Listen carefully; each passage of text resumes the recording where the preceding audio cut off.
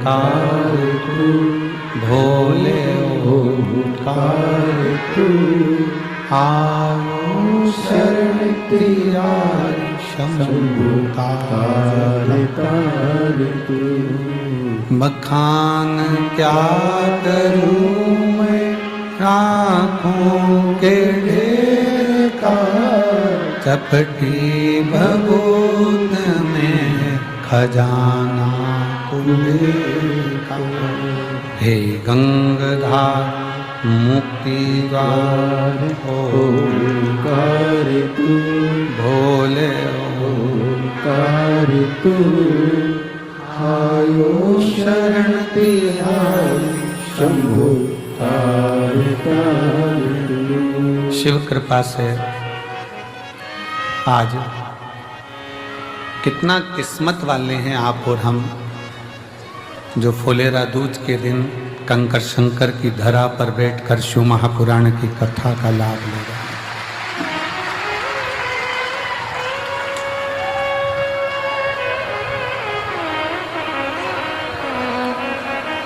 कोटि कोटि पुण्यता है आपकी जो रुद्राक्ष महोत्सव 2025 के आज के दिन के आप साक्षी बने। शायद आज देवताओं को भी आपसे ईर्ष्या हो रही होगी थोड़ी थोड़ी कि ये कथा का तत्व ग्रहण कर रहे हैं। शिव कथा के लिए और देखो, धन उधार लिया जा सकता है, कपड़े उधार लिए जा सकते हैं, चप्पल उधार ले सकते हो, पहनने के लिए जेवर उधार ले सकते हो,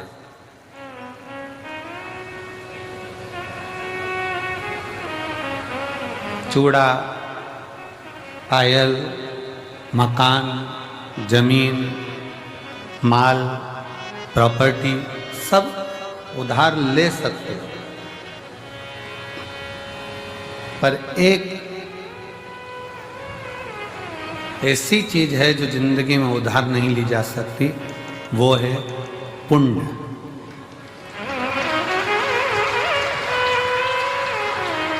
धन उधार ले सकते हो, पैसा उधार ले सकते हो, कपड़े उधार ले सकते हो, जूता चप्पल उधार ले सकते हो, प्रॉपर्टी उधार ले सकते हो, दुकान मकान सब उधार ले सकते हो, पर पुण्य उधार नहीं ले सकते।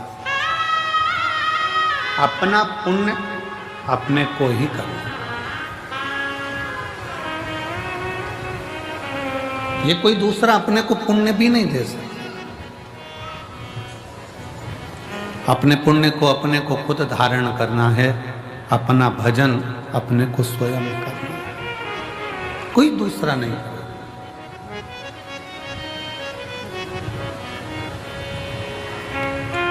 जरा विचार करिएगा, किसी के मरने पर लोग एकादशी अगर देते भी हैं ना, तो गिन के देते हैं कि 5 दूं कि 4 दूं, ज्यादा नहीं चली जाती।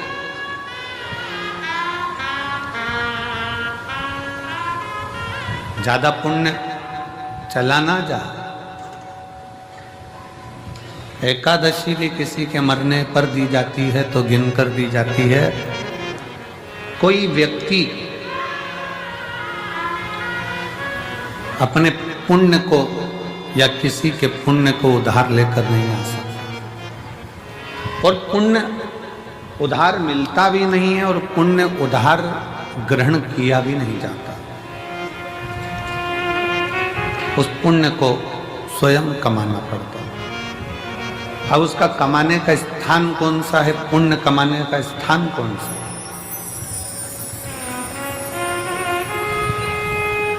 मंदिर में जाकर 1 लोटा जल चढ़ा रहे हो तो क्या पुण्य कमा रहे हो?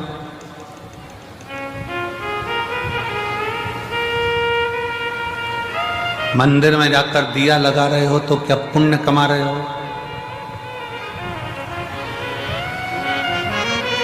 घर में भगवान का श्रृंगार कर रहे हो तो क्या पुण्य कमा रहे हो? घर में भगवान को इत्र लगा रहे हो तो क्या पुण्य कमा रहे हो? घर में भगवान को भोग लगा रहे हो तो क्या पुण्य कमा रहे हो? भगवान के मंदिर में जाकर दिया लगाना, जल चढ़ाना, बेलपत्र चढ़ाना, आराधना करना, ये सब पुण्य कमाना नहीं है, ये सेवा है। घर के अंदर भगवान का श्रृंगार करना ये सेवा है। घर में भगवान को भोग लगाना ये सेवा है। इसको पुण्य कमाना नहीं कहते। पुण्य कमाने के लिए जगह बताइए। किसी भूखे को भोजन कराना, किसी प्यासे को पानी पिलाना, किसी को दवाई की जरूरत है तो औषधि देना, और किसी को शिक्षा की जरूरत है तो शिक्षा देना, ये पुण्य।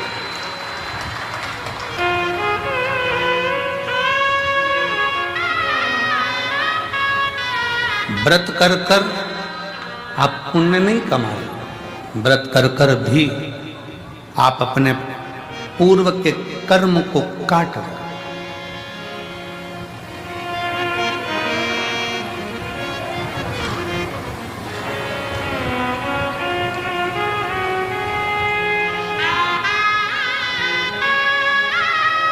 हमारे कमरे में से, कक्ष में से, खिड़की में से झांक कर देख रहे थे, एक माँ अपने 2 बच्चों को साथ में बिठा कर रखी है। आज भीड़ बहुत है। आज ये 70 एकड़ का ये पीछे का पूरा प्रांगण भी आज छोटा पड़ गया। आज इतना भीड़ है कि मंदिर प्रांगण, रोड और ये पूरा बेल्ट, कहीं जगह नहीं है पांव रखने की, इतना भीड़ पार है। कल की थोड़ी चिंता व्यापी है, पर बाबा वो भी अच्छा करेगा, क्योंकि कल कथा की शिवरात्रि है, तो वो भी एक चिंता है, पर बाबा के हाथ में है। चिंतन करें अपन, चिंता वो करें। 2 बच्चों को लेकर बैठी। अब उसके पास में इतना कोई धन नहीं होगा, हो सकता है उसके पास इतना वैभव नहीं होगा। एक पानी की बोतल काउंटर पर से वो लेके आई, बच्चों को दिया। बच्चा कहता है मम्मी, वो सियोर वाला गुरुजी कहता है कि किसी का मुख झूठा कराना चाहिए,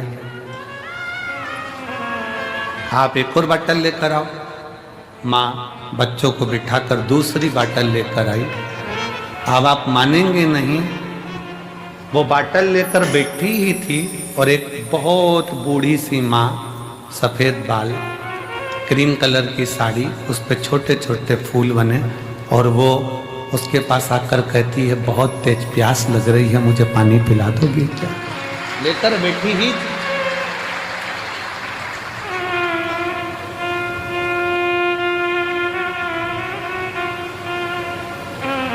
शिव तत्व किसको कहते हैं? मंदिर में जाकर दिया लगा रहे हो, मंदिर में जाकर पूजन कर रहे हो, मंदिर में जाकर अगरबत्ती लगा रहे हो, मंदिर में जाकर श्रृंगार कर रहे हो, मंदिर में जाकर आप भोग लगा रहे हो, ये भगवान की सेवा है। इसको मेरे शिव की सेवा, मेरे ठाकुर की सेवा, भगवान की सेवा। सेवा का फल, जिसकी तुमने सेवा करी है वो तुम्हें फल देगा। सास की सेवा करी तो सास अंगूठी देगी, ससुर की सेवा करी वो प्रॉपर्टी देगा, मायके जाकर अपने माँ बाप की सेवा करी है तो वो भी साड़ी सामान देंगे। सेवा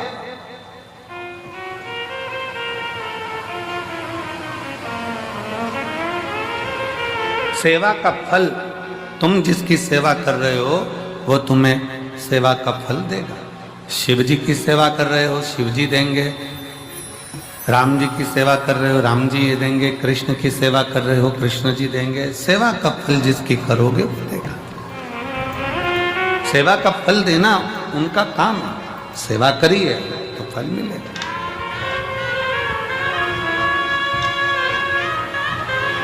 पर कोई कहे कि हम भगवान के मंदिर में जाकर पुण्य कमा रहे हैं, तो ये गलत विचार है। हम मंदिर में जाकर पुण्य नहीं कमा रहे हैं, हम सेवा कर रहे हैं। पुण्य कमाने के स्थान बताएं। किसी दीन का हाथ पकड़कर उसको उसकी मंजिल तक पहुंचाना, यह पुण्य कमाना है। भूखे को भोजन कराना, प्यासे को पानी पिलाना। इसलिए अमरनाथ जी जाते हैं तो अमरनाथ जी में कहते हैं, भूखे को भोजन, प्यासे को पानी, जय बाबा। जम के बोलो जरा, जय बाबा। वो भूखे को भोजन कराना, प्यासे को पानी पिलाना शिव तत्व के लिए। हमारे यहाँ पुण्य कमाने का स्थान बताया गया कि कोई बच्चा पढ़ने में कमजोर है और उसके पास पढ़ने का उत्तम है, पर उसके पास धन की व्यवस्था नहीं, तो उसकी शिक्षा की व्यवस्था करी जाए। शिक्षा की व्यवस्था।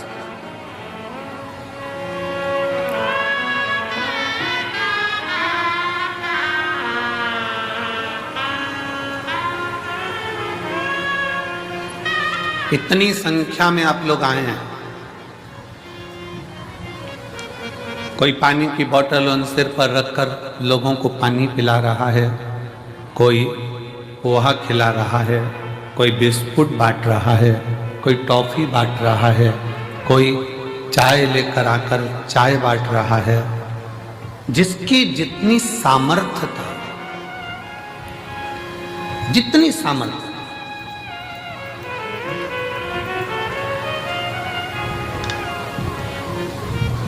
जिसकी जितनी सामर्थ्य था, उसकी सामर्थ्यता के अनुसार वो सेवा में लगा। जितनी सामर्थ्य, सेवा करो, खूब करो, उसका फल पूरे परिवार को प्राप्त होगा। सेवा का फल पूरे घर को, पूरे परिवार को, 71 पीढ़ी को प्राप्त होगा, मना नहीं। पर पुण्य कमाने के लिए अपने लिए बहुत जरूरी है पुण्य कमाना अपने। और मत बुरे कर्म कर बंदे, वरना पछताएगा। भगवान की आंखों से तू बच नहीं पाएगा, तू बच नहीं पाएगा। अरे ओ अज्ञानी मत करना, अरे ओ अज्ञानी मत करना। तेरे कर्म का फल भी तू ही पाएगा, जैसा किया तूने तेरे आगे आएगा। मत बुरे कर्म कर बंदे, वरना पछताएगा। भगवान की आंखों से तू बच नहीं पाएगा, तू बच नहीं पाएगा। सेवा का फल आपको मिल जाएगा, पर पुण्य स्वयं कमाना पड़ेगा। स्वयं पुण्य स्वयं कमाना, स्वयं।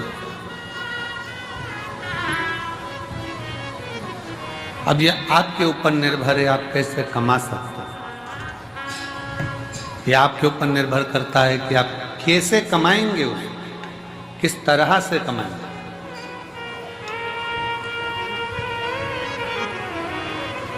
और एक और चीज बहुत सावधानी से सुनिएगा, किसी ने पुण्य कमाया है और उस पुण्य कमाने वाले व्यक्ति के साथ थोड़ा सा अगर आप लग गए, तो ये निश्चित है वो पुण्य कमाने वाला व्यक्ति तुमको भी पार उतार सकता है। लोहे की कील पानी में डूब जाती है, लोहे की कील पानी में डूब जाती है, पटका तैरती नहीं है, पर वो लोहे की कील को लकड़ी में ठोक दो तो वो लोहे की कील भी लकड़ी का संग पकड़कर पार उतर जाती है।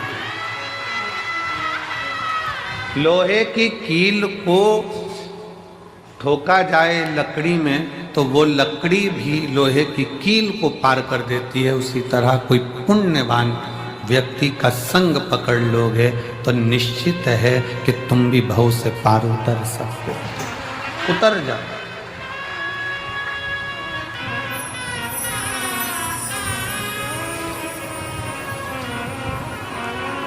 कितना सुंदर वर्णन है।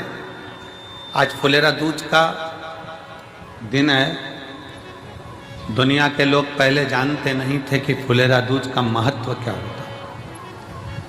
कौन जानता था सावन के इस फागुन के महीने में फुलेरा दूज आती है और उस फुलेरा दूज का इतना महत्व है शंकर जी के लिए।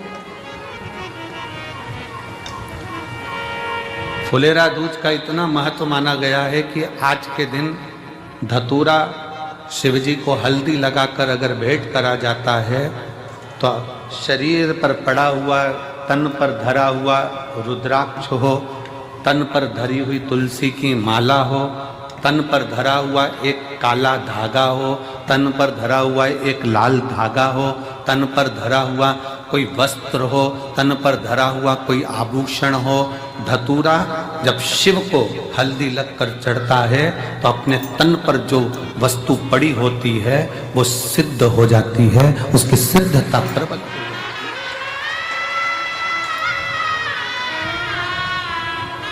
रुद्राक्ष महोत्सव तारीख से नहीं होता, रुद्राक्ष महोत्सव तिथि से होता और उसमें इन तिथियों को मिलाया जाता है। फुलेरा दूज के दिन शंकर भगवान ने 3 चीजें अपने ऊपर धारण करी है आज ही के दिन, और वो तीनों ने जगत का कल्याण करा आज ही के।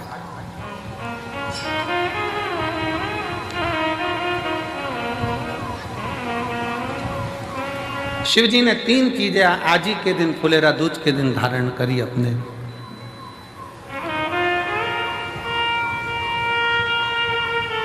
और जरा विचार करिएगा, भगवान शंकर जो 3 चीजें धारण कर रहे हैं वो साधारण नहीं है। देने वाले भी साधारण नहीं है और लेने वाला भी साधारण नहीं है। जो दे रहा है वो भी साधारण नहीं, जो ले रहा है वो भी साधारण।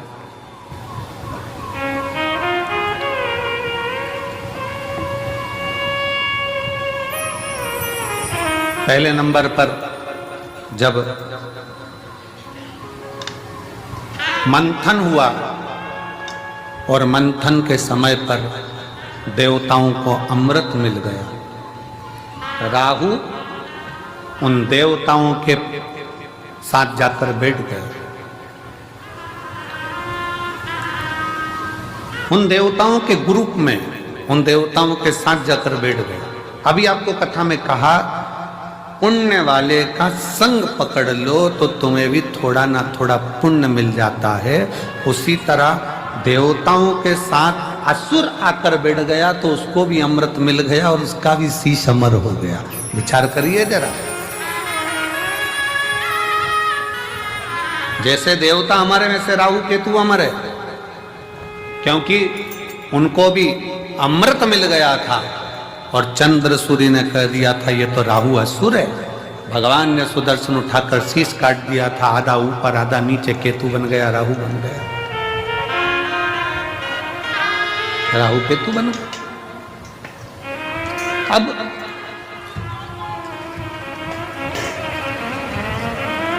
जरा विचार करिएगा, जरा अपने भीतर उतारिएगा कि वो राहु केतु केवल देवताओं का संग पकड़ लेते हैं, वो राहु केतु देवताओं का संग ले लेते हैं तो वो अमर हो जाते हैं, कुछ नहीं बने।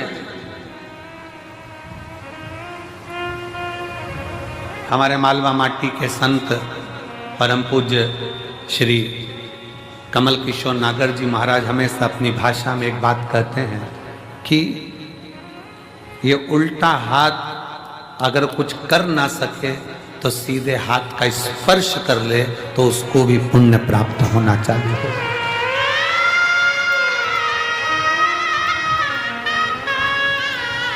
हमारे मालवा माटी के संत श्री कमल किशोर नागर जी कहते हैं कि ये उल्टा हाथ सीधे हाथ का स्पर्श मात्र कर ले तो भी पुण्य प्राप्त हो सकता है। तो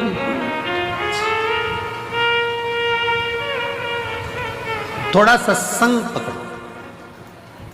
फुलेरा दूज पूरी दुनिया की निगाह में भले दुनिया के लोग सोचते हो कि केवल एक तिथि होगी, लोग कहते हैं कि इस फुलेरा दूज का महत्व केवल भगवान श्री राधा और कृष्ण से जोड़ते हों, पर यदि शास्त्रों का अध्ययन किया जाए तो इस दिन मेरे शंकर भगवान ने 3 चीजों को अपने ऊपर धारण करा है और जग कल्याण के लिए करा है।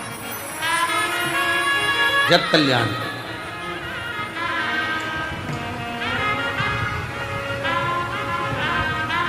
सर्व सिद्धि के लिए।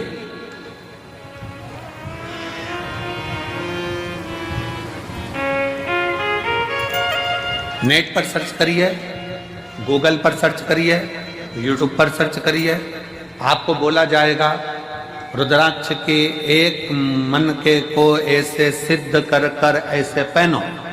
बोलो सही है कि गलत है? पंडित जी बताएंगे तो कहेंगे इसको दूध में धो लेना, इसको पानी में धो लेना, इसको ऐसा कर लेना, फिर अगरबत्ती लगा के घुमा के फिर पहन लेना। फिर कहेंगे कि कहीं मरे गड़े में जाओ तो उतार देना, वहां जाओ तो उतार देना, वहां जाओ तो उतार देना। अपन ही मर रहे हो तो क्या करें? विचार करिएगा। अब अपन ही मर रहे हो तो रुद्राक्ष उतारने के लिए पहले जाएंगे मंदिर में। बहुत सारे मिलेंगे जो दिन भर बैठ कर तुमको ज्ञान देते रहेंगे कि रुद्राक्ष को महिला नहीं पहने तो रुद्राक्ष को ये नहीं पहने तो रुद्राक्ष को वो नहीं पहने। स्वयं मेरी जगत जननी जगदम्बा अम्बा ने अपनी सहेली जया के गले में रुद्राक्ष पहनाया है, मेरी माँ अम्बा ने। और जया पूछ रही है, पार्वती जी से पूछ रही है कि मैं अगर रुद्राक्ष धारण करूंगी तो वो श्रेष्ठता होगा? पार्वती जी कहती हैं केवल तू रुद्राक्ष नहीं धारण कर रही है, मेरी बहुएं और मैं भी रुद्राक्ष धारण कर रही हूं। और जगत जननी की कई, आप माता पार्वती जी की महागौरी का मूर्ति का दर्शन करिए, उसमें वो रुद्राक्ष की माला पहनी है। माँ चंडी का दर्शन करिए, रुद्राक्ष की माला पहनी है। माँ कामाख्या का दर्शन करिए, वो रुद्राक्ष की माला पहनी है। माँ बगलामुखी का दर्शन करिए, रुद्राक्ष की माला पहनी है। माँ धूमावती का दर्शन करिए, रुद्राक्ष की माला पहनी है। माँ कमला का दर्शन करिए, रुद्राक्ष की माला पहनी है। माँ मंगला का दर्शन करिए, रुद्राक्ष की माला पहनी है। स्वयं मां पार्वती जी जया के गले में रुद्राक्ष पहना देती है। अब कौन सा प्रमाण लाओगे कि स्त्री रुद्राक्ष पहने? कई माताएं प्रश्न करती हैं, हम पहने कि नहीं पहने? अरे तेरी मर्जी, तुम्हारा मन। पर मेरी माताओं, मेरी जीजियों, मेरी बेटियों, मेरे बेटाओं, मेरे जीजाओं, मेरी भाई, रुद्राक्ष तुम्हारे गले में अगर पड़ा हुआ है तो समझ लेना कि शंकर भगवान ने तुम्हारे ऊपर सिग्नेचर कर दिया है। तुम शिव के हो, तुम भगवान शंकर के हो।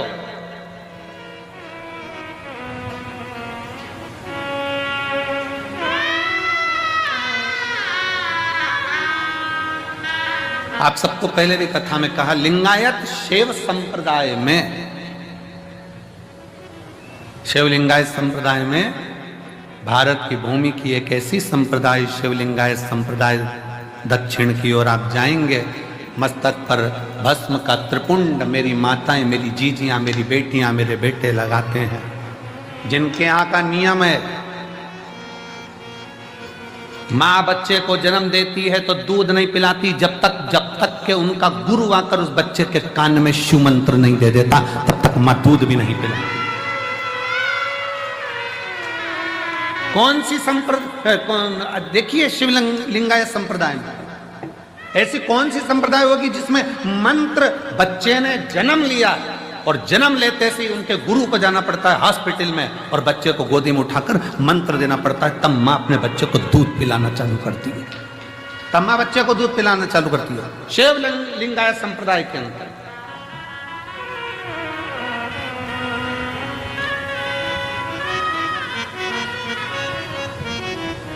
गले में उनके रुद्राक्ष की माला होती है और गले में ही उनके घर में शिवलिंग नहीं, उनके गले के अंदर पेंडिल में छोटा सा शिवलिंग रखा होता है जिसका वो रोज अभिषेक पूजन करते हैं प्रतिदिन।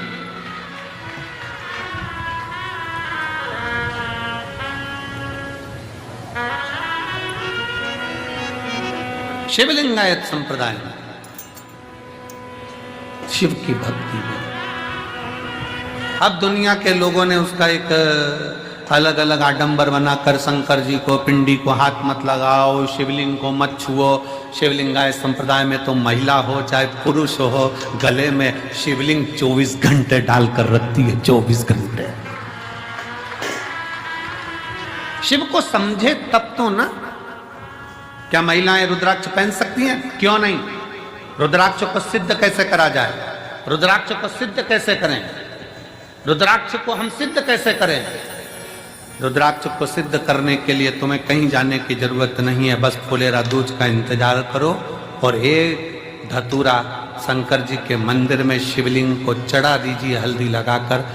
रुद्राक्ष तो रुद्राक्ष, तुम खुद सिद्ध हो जाओगे, सिद्धता तुम्हारे अंतर्गत।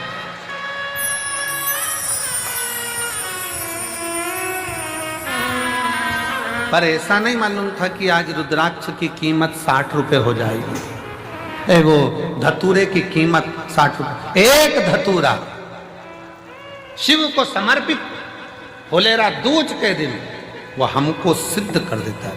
एक धतूरा, एक हल्दी लगाओ शिव को सिद्ध।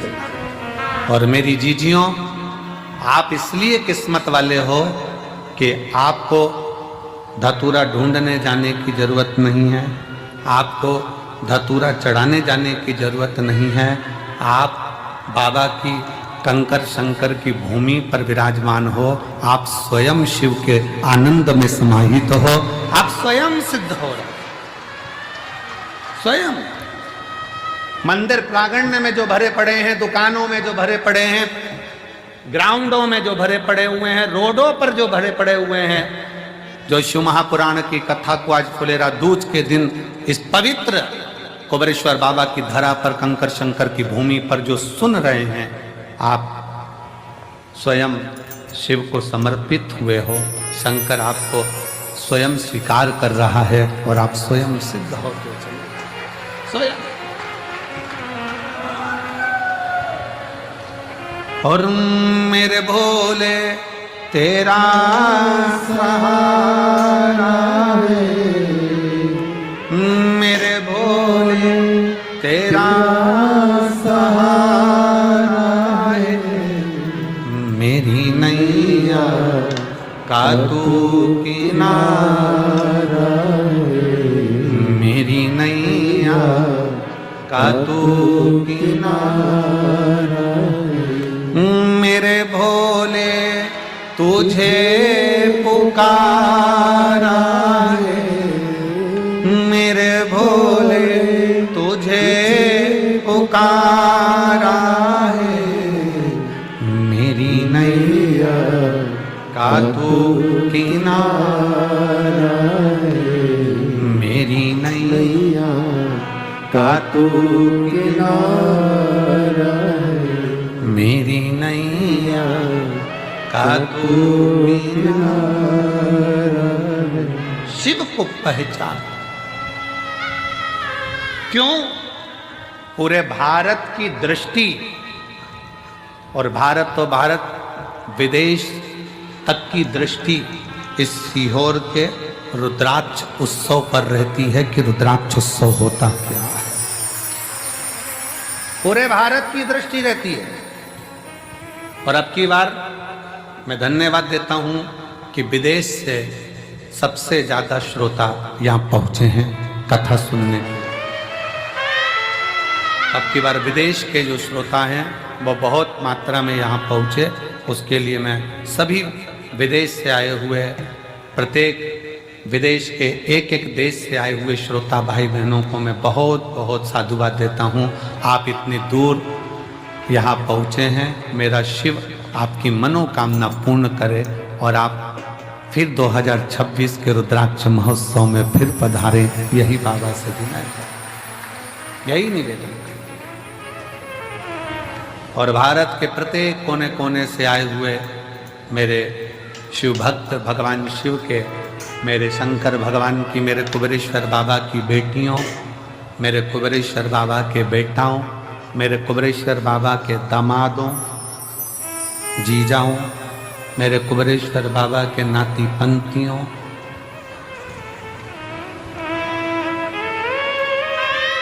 तीन महीने बाद आपको और हमको फिर मिलना है। बाबा बुलाएगा, फिर बुलाएगा।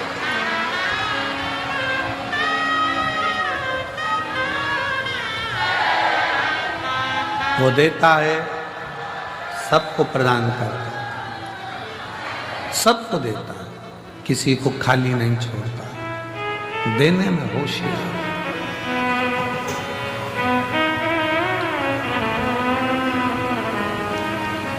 राहु का सिर कट गया, कहां जाऊं, प्राण जाना है मेरे लिए। केतु भी घबरा गया, कहां जा। तब असुर है, असुर प्रवृत्ति है, क्या लेकर जाएंगे, क्या दें हम भगवान को।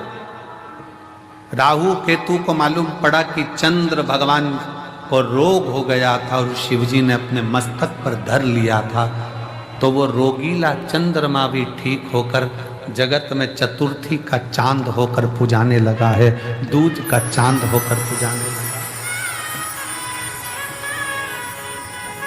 द्विज का चांद होकर पुजा रहा है। तो मन में आया कि जरूर, मुझे लगता है कि अपने को कोई देवता स्वीकार करे ना करे, पर शिव स्वीकार कर लेंगे, क्योंकि शंकर तो है ही ना। नागों के, गंधर्वों के, अप्सराओं के, प्रेतों के, भूतों के, देवताओं के, किन्नरों के, मनुष्यों के, पशुओं के, पक्षियों के, ऐसा कोई बता दो जिसका शिव नहीं है।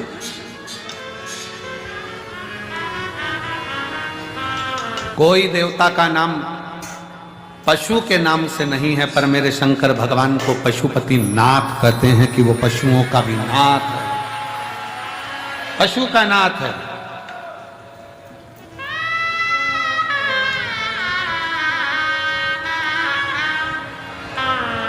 उसको विश्वनाथ कहते हैं, वो जगत का नाथ, नाथ।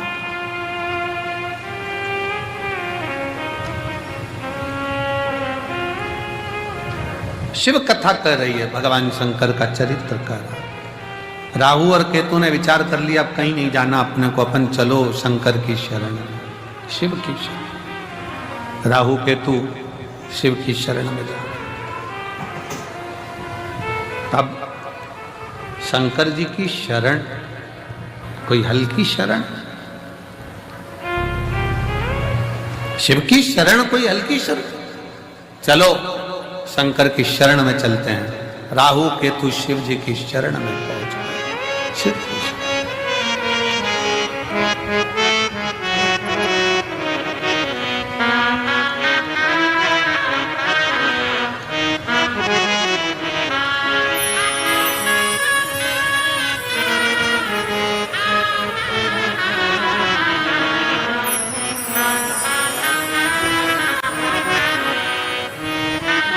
चले राहु केतु भगवान शंकर की शरण। और भगवान शंकर की शरण में, ओघड़दानी की शरण में जब राहु केतु पहुंचे तो पूछा, क्या बात है, क्या हुआ। बाबा, हमें नष्ट किया जा रहा है, मैं राहु, ये केतु। राहु केतु ने विचार करा कि शिव को राजी करने के लिए क्या दिया जाए। कोई कहता है कि भगवान को राजी करना है तो ये दे दो, कोई कहता है भगवान को राजी करना है वो दे दो, कोई कहता है वो दे दो।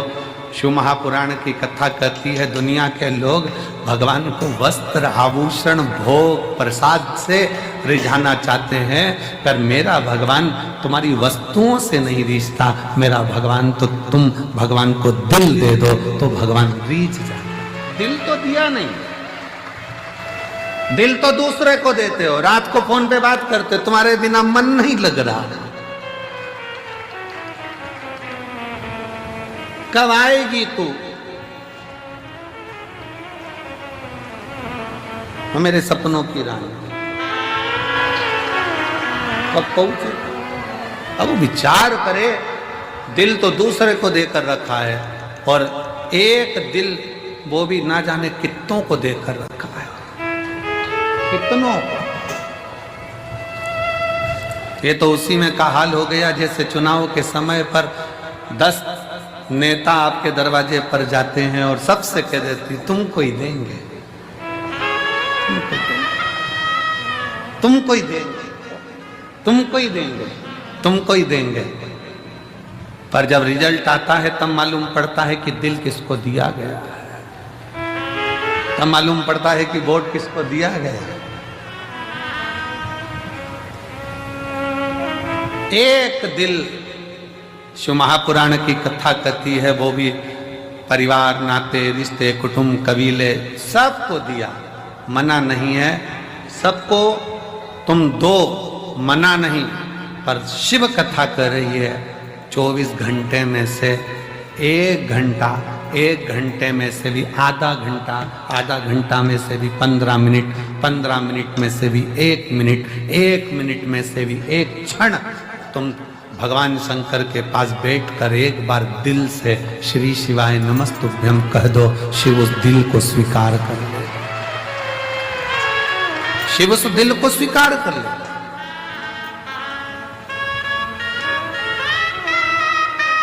भगवान शंकर उस दिल को स्वीकार कर लेंगे। भगवान शिव को तुम्हारी संपदा नहीं, भगवान शंकर को तुम्हारा वैभव नहीं, भगवान शंकर को तुम्हारा धन नहीं, दौलत नहीं। शंकर भगवान तो वो तुमसे चाहते हैं जो तुम दिल से मुझे दोगे मैं स्वीकार कर लूंगा। किसी ने दिल से गेहूं की बाली दी, बाबा ने उसको मकान दिला दिया। किसी ने 12 दाने गेहूं के शिवरात्रि पे चढ़ाए, भगवान ने उसको प्रॉपर्टी दिला दी। किसी ने गेहूं का प्रयोग करा, उसको फल दे दिया। किसी ने जल चढ़ाया, किसी ने दूध चढ़ाया। जो तुमने दिया अगर दिल से दे रहे हो तो वो स्वीकार कर, दिल से।